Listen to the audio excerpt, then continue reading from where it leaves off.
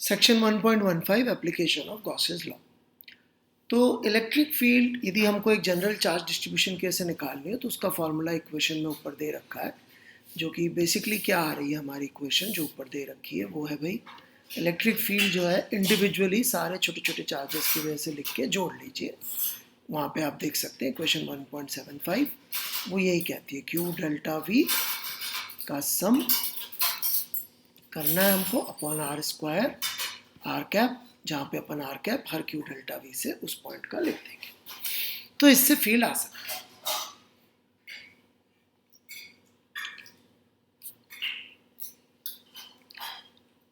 अब Gauss law से हम लोग इलेक्ट्रिक फील्ड कैसे निकालें इस बारे में यहाँ पे बात हो रही है।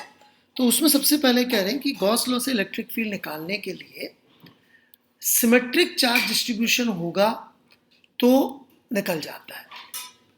इनफैक्ट एक्चुअली 3 ऐसी सिमेट्रीज हैं जहाँ पे गॉस लॉ से फील्ड निकाली जा सकती है। तो 3 एग्जाम्पल्स यहाँ पे दिए गए। तो सबसे पहले field due to long straight uniformly charged wire section 1.15.1। तो यहाँ पर एक अपन बहुत लंबा सा चार्ज्ड वायर ले रहे हैं जो कि यूनिफॉर्मली चार्ज्ड है, जिस पे चार्ज यूनिफॉर्मली है, जिस पे चार्ज डेंसिटी लैम्डा है। लैम्डा का मतलब ये है चार्ज पर यूनिट लेंथ।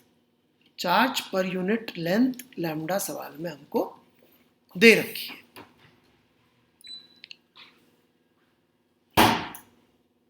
अब हम लोग मान लीजिए इसको अपना एक्सिस ऑफ सिमेट्री ले लें, इसको अपना एक्सिस ले लें और 3 पॉइंट जो कि बराबर दूरी r पर हैं, P, P डैश और P डबल डैश, ऐसे 3 पॉइंट ले लें तो हम देख सकते हैं कि यहाँ पर इस एक्सिस के मुकाबले में इन तीनों पॉइंट्स में कोई अंतर नहीं है इस वायर के लिए।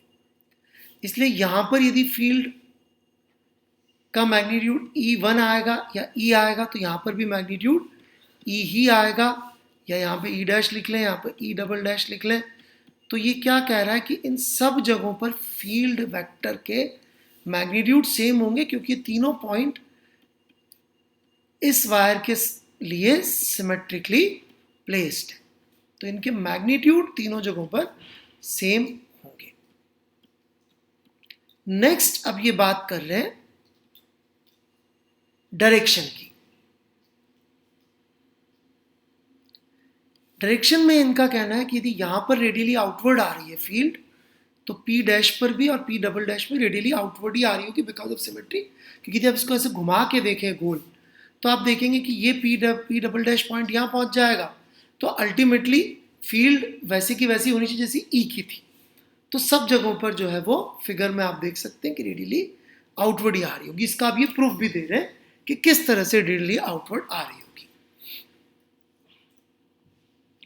कि यदि अपन नीचे से कोई एलिमेंट ले लें, इनकी वजह से फील्ड लिखें तो इधर को आई, ऊपर वाले ले लें तो उनकी वजह से लिखी तो फील्ड इधर आई, तो नेट फील्ड कैंसिल होने के बाद, एक्सियल फील्ड कैंसिल होने के बाद रेडियल फील्ड ही बचेगी।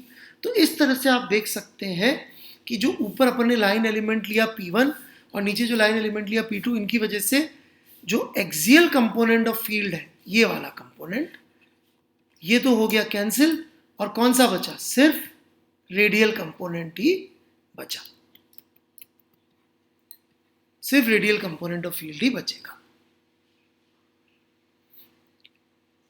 और ऐसा अपन सब पेयर्स बराबर ऊपर नीचे ले लेकर ट्राई करते जा सकते हैं और वो कैंसिल होता चला जाएगा। अच्छा, लास्टली चूंकि ये इनफाइनाइट है तो ऊपर जितने मिलेंगे नीचे भी उतने ही मिल जाएंगे, और ये P पॉइंट को हम यहाँ मान ले चाहे यहाँ मान ले चाहे यहाँ मान ले, कोई फर्क नहीं पड़ेगा। पहले हमने ये प्रूफ किया था कि एक प्लेन में सब जगह मैग्नीट्यूड सेम आएगा। अब हम ये प्रूफ कर रहे हैं कि लेंथ के अलोंग भी फील्ड का मैग्नीट्यूड इन सब जगहों पर सेम आएगा। इस प्लेन में भी सब जगह सेम आएगा, और ये प्लेन यदि अपन ऊपर कहीं ले लें तो वहां पर भी सेम आएगा क्योंकि लेंथ जो है इनफाइनाइट है। तो इससे अभी तक हमने क्या कंक्लूड किया, इन शॉर्ट इलेक्ट्रिक फील्ड सब जगह रेडियल है, नंबर 1। ऑलराइट, यदि हमने एक प्लेन बना दें जो कि इसको परपेंडिकुलरली कट कर रहा है तो फील्ड सब जगह रेडियल है और उसका मैग्नीट्यूड सिर्फ इस डिस्टेंस r पे डिपेंडेंट होगा, मतलब कि वो चाहे अपन इधर देखें चाहे यहां देखें, सब जगह सेम आएगा। इतना अभी तक हम कंक्लूड कर पाए। टू कैलकुलेट द फील्ड, अब हम फील्ड कैलकुलेट करने के लिए अगली स्टेप पे जा रहे हैं। तो आप ध्यान दीजिएगा, हम यहाँ पे गॉस लॉ पढ़ जरूर रहे हैं, परंतु अभी तक हमने गॉस लॉ यूज नहीं किया है। अब हम गॉस लॉ यूज करेंगे। तो ऐसा क्यों कर रहे हैं, ये भी एक समझने वाली बात है। देखिए, यदि आप गॉस लॉ का इक्वेशन देखें, तो इस गॉस लॉ की इक्वेशन में सरफेस चूज करने के पहले ही हम फील्ड की डायरेक्शन और मैग्नीट्यूड के बारे में पता कर रहे हैं कि गॉस लॉ लगाएंगे किस पे। ये यदि अपन ने पहले ही सोच लिया तो फिर हो सकता है कुछ रिजल्ट ना निकले।